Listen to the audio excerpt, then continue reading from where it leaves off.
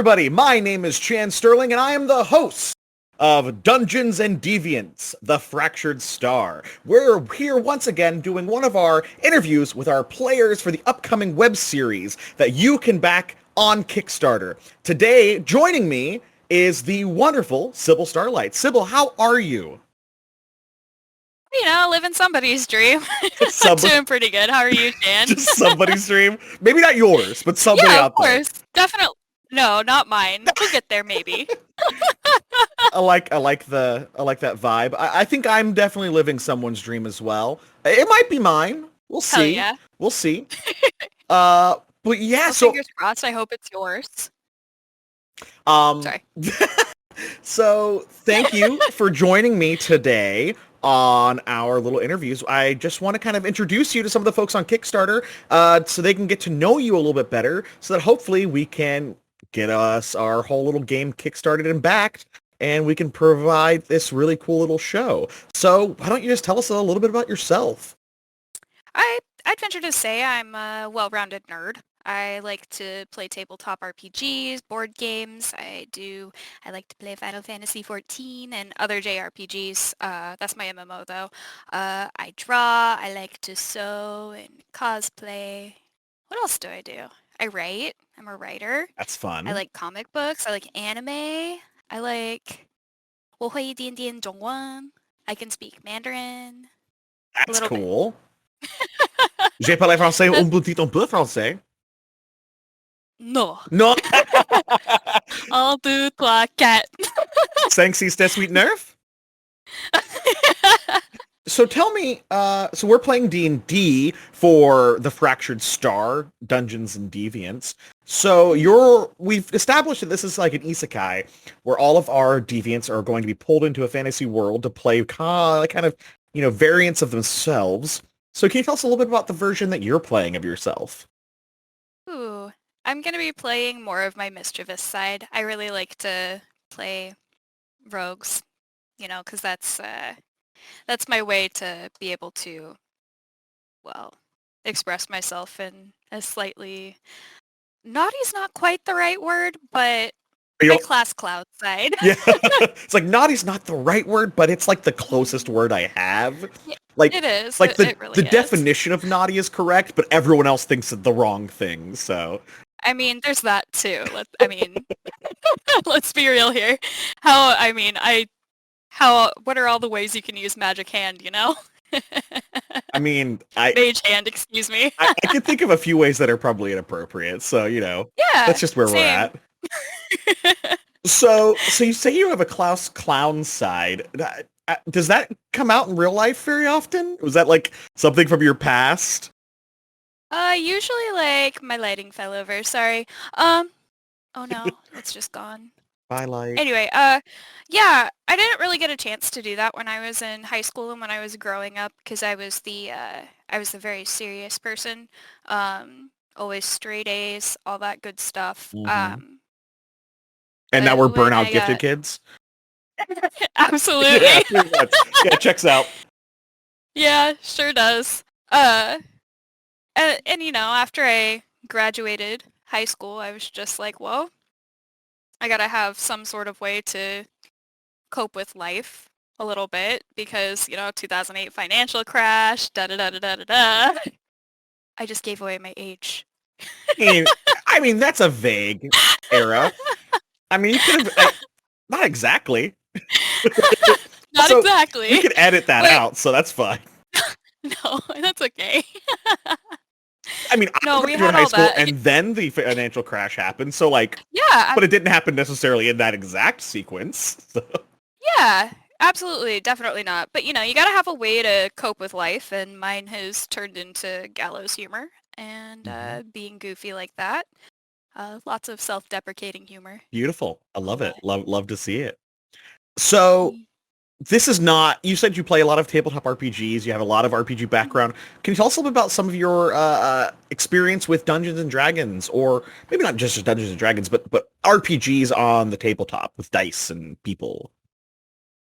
I played a little bit of Edge of the Empire when I was little younger when it came out. I really enjoyed that. The dice were pretty cool. That is the Fantasy Flight game Star Wars version with the unique dice, right? Yeah. Yep, there is. I had a lot of fun with that. Um, I just started playing Vampire the Masquerade. Ooh, bust That's out those pretty fun. D10s. Absolutely. I really And then sorry, I want to talk about that. I just that's something I'm interested in too. I love some White Wolf RPGs. I just recently bought a bunch because I'm a 90s nerd. I bought a bunch of Changeling. Have you heard of that one? no, I haven't. So Please tell me more. so Changeling is so you have like vampire, which is vampires, and werewolf and mage and all this stuff. Changeling is Mhm. for fairies, but in the modern world. So literally like the Seelie and Unseelie courts and Titania and Oberyn and all that stuff. But you're just like burnout fairies that have to live in the real world and the fake world and kind of balance back and forth. And it's like the least serious of all of the White Wolf games, but also like intrinsically sad because the magic of the world is just like going away because humans are boring and like numbers and fax machines. That's true. That part's 100% true. Humans are boring. That sounds really interesting. I haven't heard of it, but I am gonna have to look into that. My friends online, my online tabletop group, we are always looking for new things to play together. Yeah. Um, yeah. So what But vampire Dungeons clan and are you? Dragons. Oh, sorry. Oh, I'm Gangrel. sorry. I'm No, no, nerding no, out. sorry. Sorry. No, no, no. Gangrel is what I'm playing. Oh, of I'm course. playing Dart. You got the Yeah. ears. Of course, you're playing Gangrel. Yeah.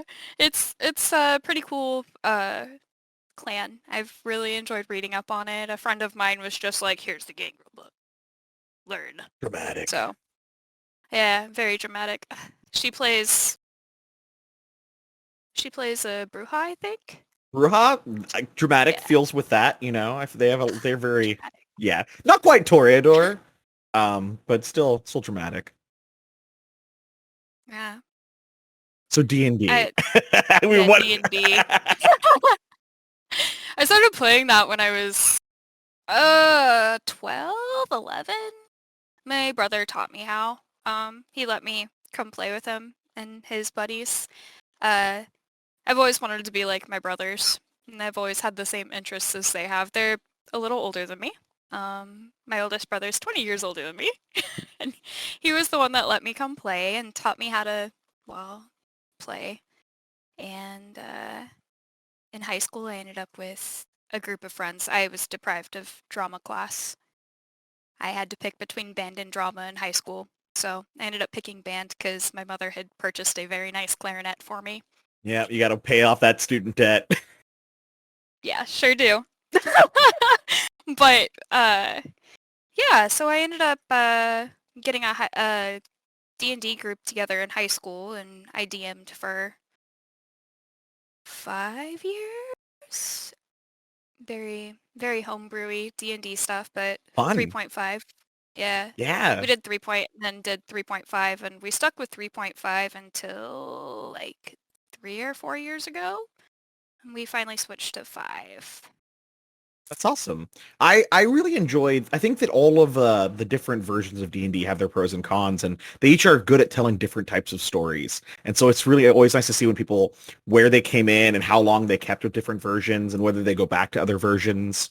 Um, like there's been a resurgence of fourth edition recently, which I know some people hated when it came out, and it's I interesting. like 4th. It's a different game. It's a very different game. Do you want to play super gritty tactical grid-based combat? That's the game for you. But it's not necessarily a game for everybody. And then like I know I recently picked up some OSR, some of the old school Renaissance gaming, which is very like, do you want a book that's 500 pages with 30,000 charts? Let's go, baby. Hey, I don't know if I'm there anymore, but it is cool to just look through sometimes. for sure, for sure. So yeah, so one of the things I'd like to ask you is if you have any questions for me about things that you want to know about whether about me or the game to come, anything that I can try to, I'm not going to spoil anything for you or the audience, but any questions you might have about what to expect or anything like that. What's your style of DMing? Are you more combat focused or story focused, or is there like a nice blend of both? Personally, when I DM, I like to focus on story stuff as opposed to combat. So I was just wondering where you sit on that. So I don't love necessarily combat. I'm definitely I've said this in one of the other interviews that I go where my players go. So I put them, I get you a horse, I slap you on the butt, wherever you go, I go. So if the players end up fighting a lot, I'm gonna fight a lot. But I definitely prefer having interesting interactions and interesting characters. It doesn't necessarily have to be story based, but I would rather have a 9 times out of 10 like a race through the city than a combat. I'd rather have you have to bargain and track down a mystery than just fight somebody for the information. I'd rather you have to like talk to a book or a weird minotaur who has a funny, quirk about them than necessarily have to fight them to get the information.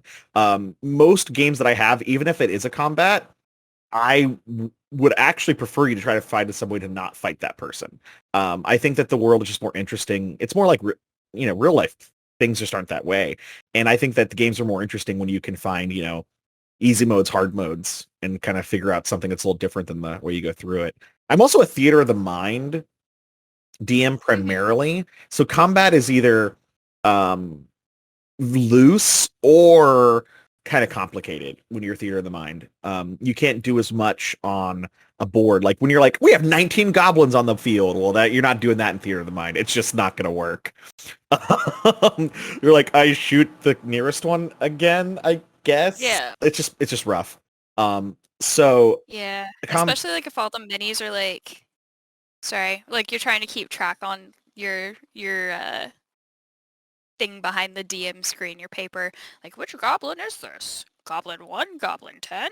yeah. Goblin 19? Whereas if I had figures on the board, I could put little dice next to them, like put numbers on them. But like, just yeah, I love miniatures, but I love being able to like walk around a table and like move people around and do stuff like that. One of my favorite things I've done a lot of dumb stuff, but I'm gonna tell you a story. So, tell you a story. We were doing Star Wars long ago, and they were in a major city when the Yuzon Vong, Star Wars Expanded Universe stuff are coming in and destroying part of the city. So they needed to get back from where they were to their ship so they could evacuate. The way I did this was, now we would use the phrase like a skill challenge where you have lots of test stuff. But I literally put their little shuttle on the board and put their little miniatures on the shuttle and had them move around. And as they were doing checks, if they failed badly, I would just slam the table. And if the miniatures fell off the shuttle, then it was like, oh my God, you're falling. Who's going to catch you? What are you going to do? If you fall off, how do you get back? And so it was all this extra stuff to get them going. I've also had like my pilot character like blindfold them and then give someone else a map and be like, okay, how do you steer? How do you do this? And just to make games, I don't know, I like to do weird stuff like that. Just because, I don't know, maybe I'm just a weird torturer. I like that. Than a DM. Have you heard of like the fortune cookie thing where you get like a big box of fortune cookies and I have heard of this. I want to run D&D like this so badly. I ordered a big box of fortune cookies and I'm gonna be running it like that whenever we get a chance to play in real life again with my the group. dream. I had a couple people that are unable to make it right now, so. Sure. So, yeah. Oh, that same vibe. So Chessex makes these series of dice of the original ones were just like the like 6 stages of like smiley face and like slowly getting down to sad face. And now they make all sorts of weird faces on dice. And I desperately want to make an RPG that is based around just those. Because back in the day, all the time, we would just go like, you tried your persuasion check. Did they like it? And we would just roll the like happy sad die. And it would be like the queasy face. And you're like, I don't think they liked it. I don't think they liked what you did. I love that. That's actually really cool. I really like that. It's not effective. It's not fair. It's not balanced. But damn, is it Doesn't fun? matter. Because sometimes you're That like, sounds fun. well, sometimes you're like, I punched the guy, and you roll the die, and it's the one with hearts for eyes, and you're like, oh, He's into that. oh. Yeah, I love it. you can do such dumb stuff with those, and I want to run a whole game that is just on, like, happy sad. Like, I want to play D&D with, like, the sex dice. You know what I mean? Like, just find some way to make those the rules and just go with that. That's the only dice we have. All right, well, that's your task, my task. Let's brainstorm We'll that, work this and together, let's do yeah. like a little bonus episode, maybe? Yeah, it'd be great. It'll be perfect. Awesome. Well, Sybil, Yeah. thank you for joining me. I really appreciate you taking the time out. And I appreciate all of you out there on the internet for taking the time to join us as we are trying to share with you Dungeons and Deviants, The Fractured Star, brought to you by Cosplay Deviants. Sybil, do you have anything you'd like to say for everyone out there on the internet? No. I'm really bad at this stuff, so How y'all, about I tee you back up, and then you say, like, share, and subscribe to the video, and back us on Kickstarter. Okay. All right. Sybil, do you have anything that you'd like to share with everyone out there on the internet? Like, share, and subscribe, and go back our Kickstarter, because I really want to play this, and because, you know, I want to test how many different ways I can use Mage Hand. Absolutely. Everybody, I'm Chance Sterling, the host of Dungeons and Deviants, The Fractured Star. We hope to see you guys in November and next year and bring to you guys this really incredible product. We'll see you later. Bye. Bye!